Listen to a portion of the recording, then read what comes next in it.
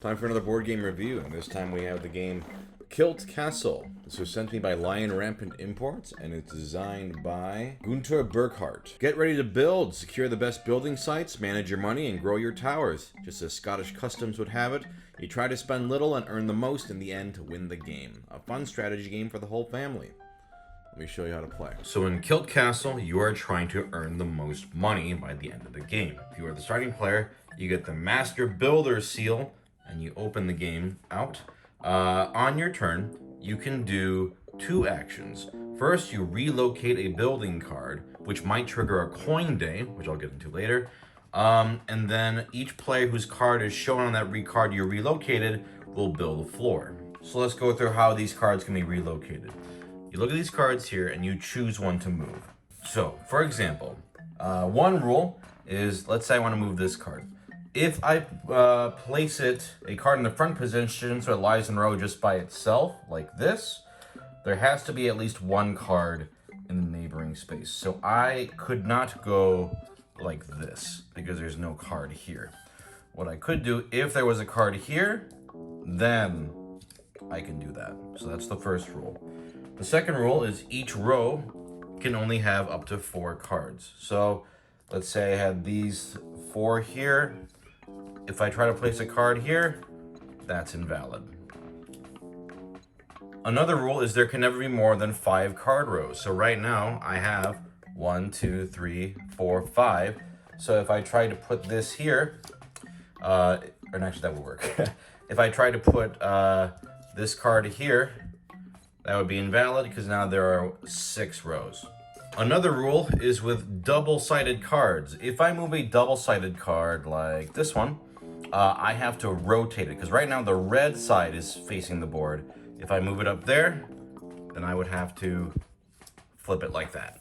Now, at any point, oh wait, but this wouldn't work because there are 6 card rows. So, okay, like here, whatever. Now, at any point, if you move a card, so let's say I move this one here, and you cause a cardless row to be formed, this triggers a coin day. To designate that, you turn this Master Builder seal face up, and then you carry this out after the building action. So that's the rules for card placement, but let's see what happens when you place a card, what you have to build. If I place a single card like this, that means that player can build one of their little castle pieces on the first available space for free. You have to build, and once you've built, you cannot remove them or relocate them. So if another player moved this card here, then dark gray player has 2 choices. They can either build on the first free empty space for free, or if they didn't do that, they can overbuild. You can put one of your floors on top of any already existing tower of the row in which the card is connected, but you have to pay. So in this case, I could build on top of light gray, but then I have to pay them 1 coin for each floor underneath. So if I had a tower like this, for example, where there are 3, and I decided to overbuild on top of this, I would have to pay the red player 3 coins. In a case where 2 players build this in the same space on the same turn, let's say I put this here, and red player decided to do this, and then orange player, because in the order you build, if with a double card, is whoever's facing the board first builds, and then the next player gets to build. So if red player built one on a free space for free, but orange space overbuilt on top of it, they would pay red player 1 coin, and then this gets a roof. Roofs can never be overbuilt on, and there are 2 roofs in the game. If there are 2 roofs on the game and a new roof is needed, then you can relocate 1 roof of your choice.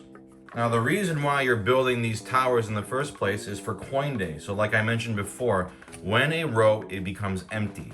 Like if I moved this card and moved it here, and this row became empty, a coin day will trigger. What you do then is you determine your most valuable building area, determined by towers that are horizontally or vertically connected, including roofs. So let's go into it. So what you do is you look for your most valuable area on coin day. So for light gray, if they have these 3 connected here, that would be 3 coins. Even though they have another area here that's worth 2, you only score your most valuable area. Now, roofs that are adjacent are included. So the dark gray player would get 1, 2, 3, and count the roof as well, 4. This roof belongs to anyone who's touching it. Some of your pieces also have crests on them. So if I had something like this with a red player, then this would be worth 1, 2, 3, and then for each crest, 4, 5, 6. So in any case, each player would count their most valuable area. Roofs connect to any player's biggest area and count as points. And you get coins each time a coin day happens. As soon as one player has built their last tower, there's no more game turns. There's a final payout, 1 coin per tower and crest on top of a tower. Whoever has the most coins is the winner. And that's pretty much it. You're just taking turns, moving these cards, and you're either placing on free spaces or overbuilding and paying your opponents if you build on top of them. And you're just trying to expand and make your areas more valuable for the coin days when they trigger. And that's the game. This was a pretty good little game. I do think the relocation card rules are kind of way too fiddly. It's all like, okay, make sure if you play this card by itself, there needs to be a neighboring card. Oh, but no more than 5 card rows altogether. Oh, and only 4 cards per row. Oh, but if you form a cardless row, then it's coin day. Oh, and if it's double card, you gotta flip. It's like there's like 5 or 6 rules for like such a simple little game for just moving a card. One of the most annoying ones is the no more than 5 card rows, because it's so easy to just move a card and go, it's not 5. It's more than 5. It just happens more than it should. So it's a little fiddly. Not unmanageable, but I wouldn't say it's particularly intuitive either. But with that said, once you do have the rules down pat, choosing which card to move can actually be pretty interesting. Especially since, the double color cards rotate, and that determines the order of placement of the tiles or the tower pieces. So, that's actually pretty cool. Since you want to pay attention also to when the coin days trigger, because you want to do it when your, area is the most valuable, that can be also a fun choice of, okay, you got to be wary about how many cards are in each row. If I move this, they might trigger a coin day, and so on and so forth.